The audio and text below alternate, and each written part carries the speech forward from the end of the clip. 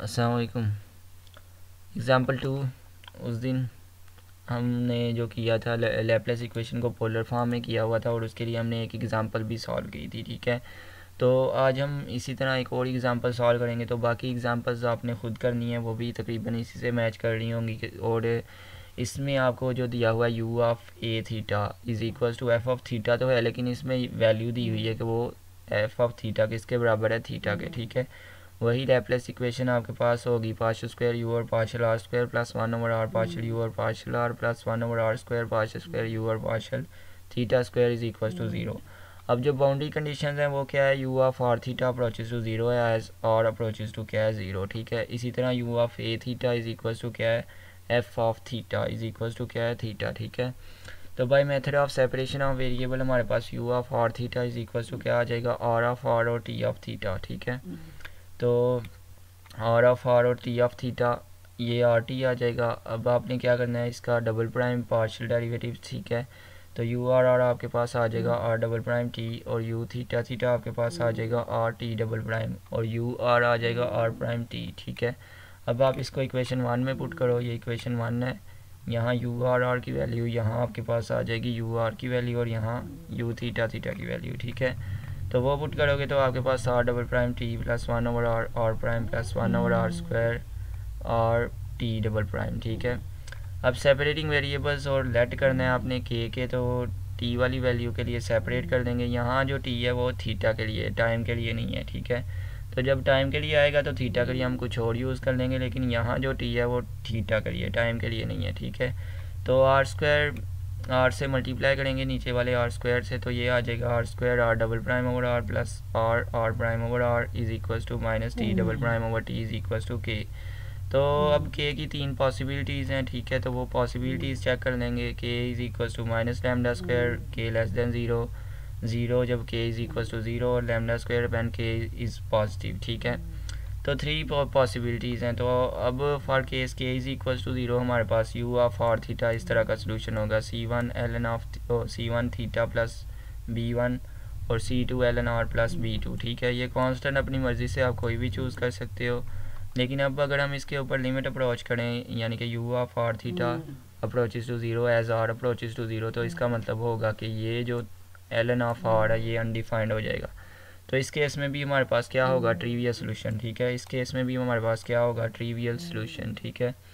तो इस केस में भी ट्रिवियल सोल्यूशन होगा। नेक्स्ट जो केस है उसमें क्या है, K is equal to minus lambda square. तो इसके लिए हमने उस दिन सारी सॉल्व की हुई है इक्वेशन, सारी इक्वेशन हमने सॉल्व की हुई है। C3 cos lambda ln r plus C4 sin lambda ln r। ये जिसको सोल्यूशन नहीं पता चल रहा कि ये जो यू आर थीटा कैसे आया है, ये आप अपनी पिछली एग्जांपल चेक करें, उससे आपको मदद मिल जाएगी, ठीक है।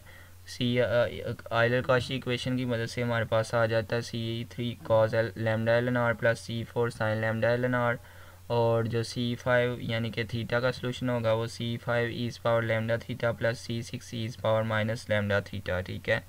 यानी कि पहले हमने किसके लिए निकाला है, आर के लिए सोल्यूशन, और फिर हमने किसके लिए निकाला है, थीटा के लिए सोल्यूशन, ठीक है। तो ये हमारे पास आ गया बाय अप्लाइंग। फिर से हमने लिमिट अप्लाई करेंगे इसके ऊपर, तो हमारे पास एज आर अप्रोचेज टू 0 है, तो फिर से ये टर्म्स क्या हो जाएंगी, अनडिफाइंड, ln r वाली अनडिफाइंड हो जाएंगी टर्म्स। तो फिर से हमारे पास क्या होगा, ट्रिवियल सोल्यूशन। तो हमें क्या चाहिए, नॉन ट्रिवियल सोल्यूशन।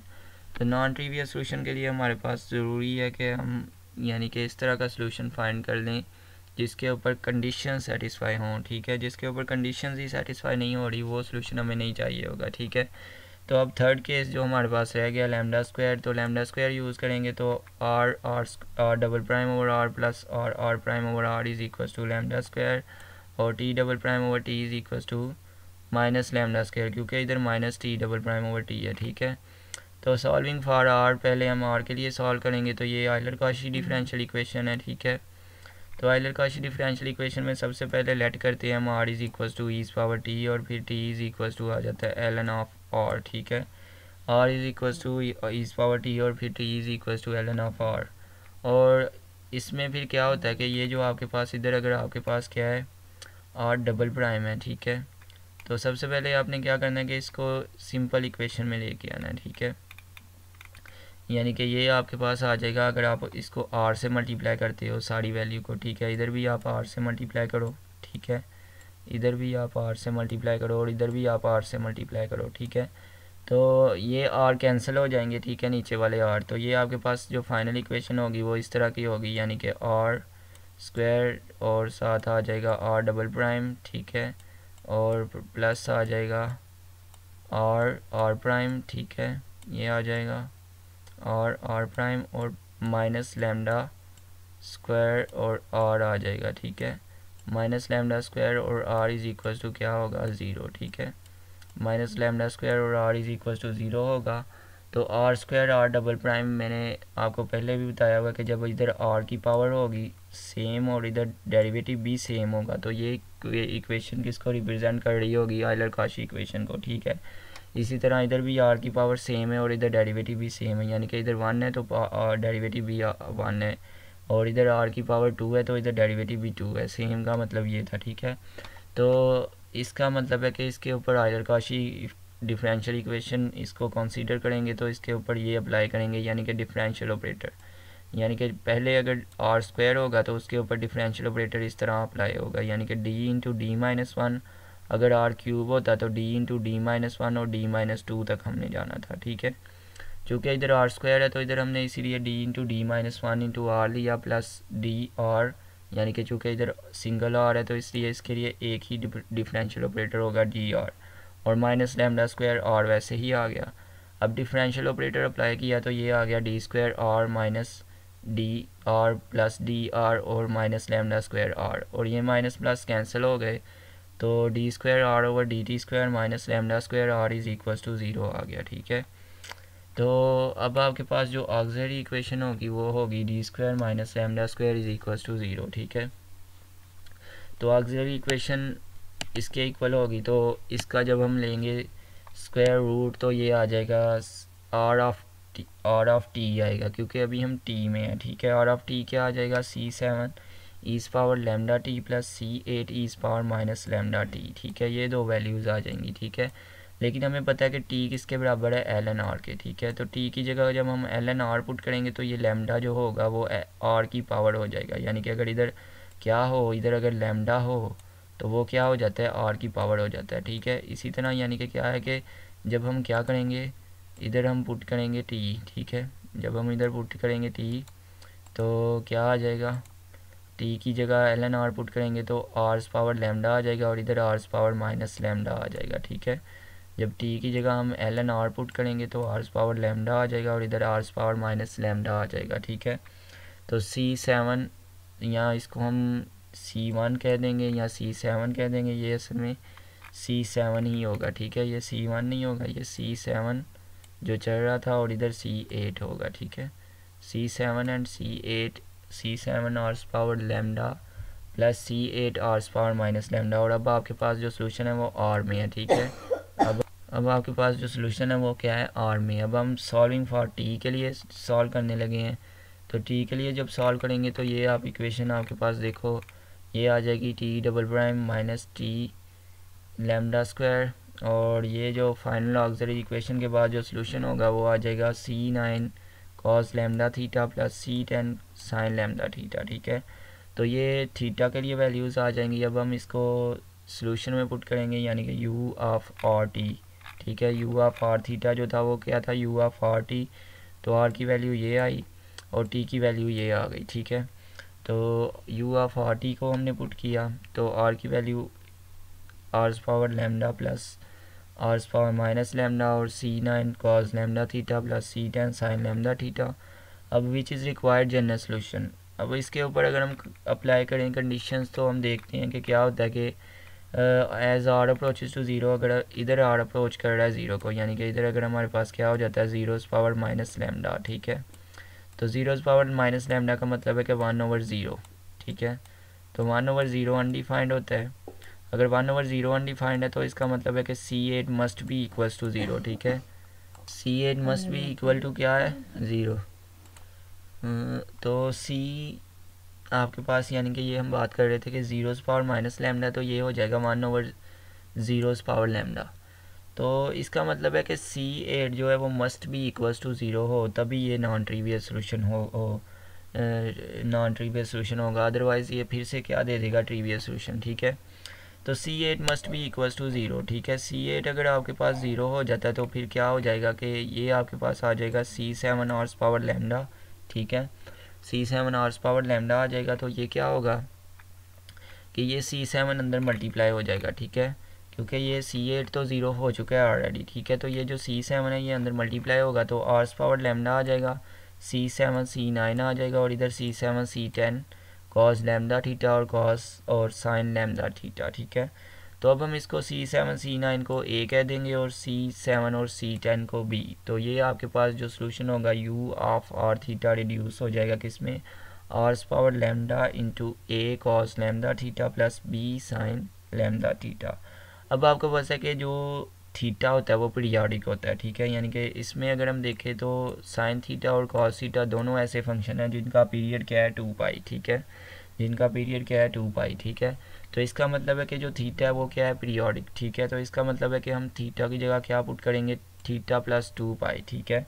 तो R U of R theta plus 2 pi क्या आ जाएगा, आर्स पावर लैम्डा और क्या आ जाएगा A cos lambda into theta plus 2 pi और plus B sine lambda into theta plus 2 pi आ जाएगा, ठीक है।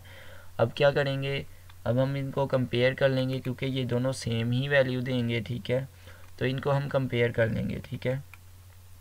तो इसको u of R theta plus 2 pi और u ऑफ आर थीटा की वैल्यूज़ हम सेम रखेंगे। तो कंपेयर करने के बाद आर्स पावर लैम्डा और इधर से भी आर्स पावर लैम्डा कैंसिल हो जाएगा।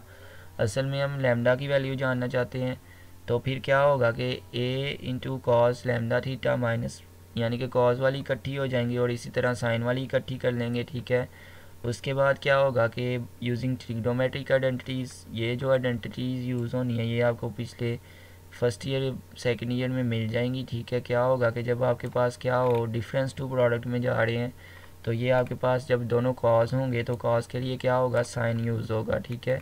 और अगर क्या होंगे दोनों साइन होंगे तो क्या होगा कि कॉज पहले होगा और साइन बाद में, ठीक है। तो ये आपके पास था कि डिफरेंस टू प्रोडक्ट वाला रूल है, ठीक है। तो ये रूल यूज़ करेंगे तो ये आपके पास आ जाएगा A2 sine theta lambda theta plus lambda theta plus 2 पाई, यानी कि इसको आप सॉल्व करने के बाद जो फाइनल आपके पास आएगा वो आ जाएगा A into sine lambda theta plus lambda pi और साइन लैम्डा पाई आ जाएगा, ठीक है। और minus B into cos lambda theta plus lambda pi और साइन लैम्डा पाई आ जाएगा, क्योंकि ये जो होगा ना -2 पाई है, ठीक है, माइनस लैम्डा पाई, ठीक है। ये जो है ये आपके पास क्या है माइनस लैम्डा पाई, ठीक है। तो ये माइनस लैम्डा पाई जो है ये आपके पास जो होगा माइनस बाहर आ जाएगा बी के लिए, ठीक है। बी के लिए क्या होगा कि माइनस बाहर आ जाएगा। तो इन दोनों में देखो हमारे पास क्या है साइन लैम्डा पाई दोनों में है, ठीक है। तो हम क्या करेंगे साइन लैम्डा पाई दोनों में से कॉमन ले लेंगे तो क्या आ जाएगा A sine lambda theta plus lambda pi और minus B cos lambda theta plus lambda pi is equals to 0 आ जाएगा, ठीक है। अब इसका मतलब है कि ये दोनों टर्म्स तो ज़ीरो नहीं होंगी, तो इसका मतलब है कि साइन लैम्डा पाई 0 होगा। तो लैम्डा पाई 0 होने का मतलब है कि जो लैम्डा पाई है वो किसके बराबर है एन पाई के, ठीक है। तो पाई पाई से कैंसिल हो गया तो लैम्डा इज इक्वल्स टू आ गया एन, ठीक है। लैम्डा क्या आ गया एन, जहाँ एन आपके पास 0 1 2 3 सो ऑन हो सकता है, ठीक है। तो अब आपके पास जो इक्वेशन 11 है वो क्या बन जाएगी, लैम्डा की जगह एन पुट कर देंगे तो R N cos R N into A cos N theta आ जाएगा और बी साइन एन थीटा आ जाएगा। तो बाय प्रिंसिपल ऑफ सुपरपोजिशन इसका मतलब है कि यू थीटा, यानी कि इसका मतलब है कि इस तरह के हम मैनी सोल्यूशन निकाल सकते हैं। तो इसके लिए हम क्या करेंगे यू ऑफ एन और theta is equal to R's power N A N cos N theta और plus B N sine N theta आ जाएगा, ठीक है। अब so any solution can be written as linear combination, यानी कि कोई भी जो सोल्यूशन होगा वो इनके लीनियर कम्बिनेशन में लिखा जा सकता है, ठीक है। क्योंकि ये मैनी सोल्यूशंस हैं तो मैनी सोल्यूशंस मिलके एक सोल्यूशन जनरेट करेंगे यूनिक सोल्यूशन। तो कोई भी सोल्यूशन जो होगा वो क्या होगा इनके लीनियर कम्बिनेशन में लिखा जा सकता है, ठीक है। तो हम सीरीज़ में लिखेंगे इसको, तो U of R theta is equal to summation N is equal to 0 to infinity U N of R theta. अब यू एन की वैल्यू लगाएंगे तो N is equal to 0 to infinity U R's power N आ जाएगा A N cos N theta plus B N sine N theta, ठीक है। अब इसको आप इस तरह यू अगर आप इसको इस तरह करो कि 0 से स्टार्ट करना चाहते हो तब भी ठीक है, अगर आप इसको 1 से स्टार्ट करना चाहते हो यानी कि अगर आप 0 पुट करके जब 0 पुट करोगे तो A0 आ जाएगा और प्लस B 0 हो जाएगा, ठीक है, और फिर 1 से इंडिसेस स्टार्ट हो जाएंगे, ठीक है। तो अब आपके पास applying A U of A theta is equal to F of theta, ये अप्लाई करेंगे, ठीक है। पहले तो हम देख लेंगे कि इसके जो कोएफिशिएंट्स होंगे वो क्या होंगे, ये जो फोरियर कोएफिशिएंट्स थे, ठीक है, जो फोरियर सीरीज़ के कोएफिशिएंट्स थे वो क्या होंगे, ये मैंने आपको बताया हुआ है कि जब इसमें आपके पास आ जाएगा पाई में वैल्यूज़ आ जाएंगी तो तब आपके पास फोरियर कोएफिशिएंट्स होंगे A0 is equal to 1/2 pi 0 to pi F of theta, ठीक है। और इसी तरह 0 to 2 pi F of theta, और इसी तरह इधर आपके पास क्या आ जाएगा, चूँकि इधर AN है, ठीक है, इधर आपके पास क्या है AN, ठीक है, तो ये आपके पास आ जाएगा AN इज इक्वल टू 1/पाई A⁻n, ठीक है, और 0 to 2 pi F of theta cos n theta आ जाएगा, ठीक है। और इसके बाद क्या होगा, ये आ जाएगा b n is equal to क्या आ जाएगा 1/पाई A⁻n 0 to 2 pi F of theta sine n theta, ठीक है। क्योंकि इसमें हमारे पास जो है अगर हम देखें तो r की जगह हम क्या यूज़ कर सकेंगे a, ठीक है, r की जगह हम क्या यूज़ करेंगे a, ठीक है। ये जो कंडीशन थी अगर हम इसको यूज़ करें तो फिर तो इधर a आता है A⁻n। अगर आप ये कंडीशन यूज़ ना करो, ये वाली कंडीशन, ठीक है, ये वाली कंडीशन यूज़ ना करो तो फिर यहाँ क्या आएगा R⁻n, ठीक है। तो उस कंडीशन को यूज़ करके हमने लिखा है, तो हमें ये भी पता है कि ये जो थीटा है यानी कि एफ ऑफ थीटा वो किसके बराबर है, थीटा के, ठीक है, एफ ऑफ थीटा किसके बराबर है, थीटा के, ठीक है। यानी कि हमने क्या किया कि इधर Rn था तो हमें पता है कि r की जगह क्या है इधर a, अगर हम r की जगह a यूज़ करेंगे तो हमारे पास जो an कोएफिशिएंट होंगे वो होंगे 1/पाई A⁻n 0 to 2 pi F of theta cos n theta, और जब bn होंगे वो क्या होंगे 1/पाई an 0 to 2 pi F of theta और क्या होगा साइन n थीटा, ठीक है। अब हमें पता है कि u ऑफ a थीटा जो हमने शुरू में लिया था वो क्या था, f of theta is equal to theta. तो जब हमने A0 को डिटरमाइन करना है तो वो क्या होगा 1/2 pi 0 to pi F of theta की जगह क्या आ जाएगा थीटा जस्ट, तो उसका इंटीग्रल लेंगे तो 1/2 पाई, तो ये आ जाएगा 4 पाई स्क्वायर, और क्या आ जाएगा ये 2 से मल्टीप्लाई होकर 4 हो जाएगा, तो पाई पाई से कैंसिल होकर ये आ जाएगा A0 पाई आ जाएगा। अब an को डिटरमाइन करेंगे तो an के लिए क्या आ जाएगा इधर थीटा और इधर क्या आ जाएगा कॉस n थीटा। तो ये होगा आपके पास इंटीग्रेशन बाय पार्ट्स होगा, यानी कि first as it integral of second minus into derivative of first integral of second और टोटल इंटीग्रल। तो ये आपके पास इधर फार्मूला अप्लाई होगा, तो पहले सिंगल हमारे पास होगा तो फिर हम इसको पहले हमारे पास अलग अलग आएंगे ये दोनों वैल्यूज़ के इंटीग्रल, क्योंकि इधर बाय पार्ट्स इंटीग्रेशन की है तो हम इसको बाद में इकट्ठा भी करके लिख सकते हैं। तो इकट्ठा करके लिखने के बाद जब हम इसमें वैल्यूज़ पुट करेंगे, ठीक है, तो क्या होगा जहाँ थीटा है वहाँ वैल्यूज़ आ जाएंगी, ठीक है। तो थीटा की वैल्यूज़ आएंगी तो साइन जो है ये टर्म्स तो ज़ीरो हो जाएगी, क्योंकि साइन 2 पाई हो जाए तो ये तो टर्म ज़ीरो हो गई, ठीक है। लेकिन cos 2n पाई जो है वो अपनी वैल्यूज़ चेंज करता रहता है, इसलिए हम इसको क्या लिख लेंगे, ये इसको हम इसी तरह लिख लेंगे, ठीक है। तो 1 क्या आ जाएगा पाई A⁻n और क्या आ जाएगा साथ 1/n स्क्वायर cos 2n पाई और माइनस 1/n स्क्वायर। तो ये हमारे पास क्या होता है कि ये जो 2n पाई है ये भी हमारे पास 1 ही होता है, ठीक है। मैंने आपको बताया कि cos वैल्यूज़ चेंज करता है, लेकिन 2 पाई n के मतलब कि इसके ऊपर भी 1 नहीं होगी, तो इधर आपके पास ये कोएफिशिएंट 0 हो जाएगा। और इसी तरह जब आप इसके ऊपर अप्लाई करोगे इंटीग्रेशन बाय पार्ट्स और उसको सॉल्व करोगे तो आपके पास इसका जो फाइनल आंसर होगा वो आ जाएगा -2/n A⁻n, ठीक है। तो इक्वेशन 13 जो है ये जो ऊपर हमने निकाली थी फाइनल इक्वेशन, ये हमारे पास इक्वेशन 13 जो है ये बन जाएगी, ये इक्वेशन हमारे पास बन जाएगी पाई, यानी कि A0 की वैल्यू आई थी पाई प्लस क्या आ गया n is equal to 1 to infinity R⁻n -2/n A⁻n sine n theta over n। तो ये आपके पास पास्ट पेपर में भी ये एग्जांपल आ चुकी है आपको, तो इस एग्ज़ाम्पल को आपने सही तरह से करना है मुझे समझाते हुए, या कोई वर्डिंग में मिस्टेक है तो ये भी मुझे बताओ, ठीक है। तो कहीं से भी आपको नहीं समझ आ रही तो वो मुझसे पूछ लो, ठीक है।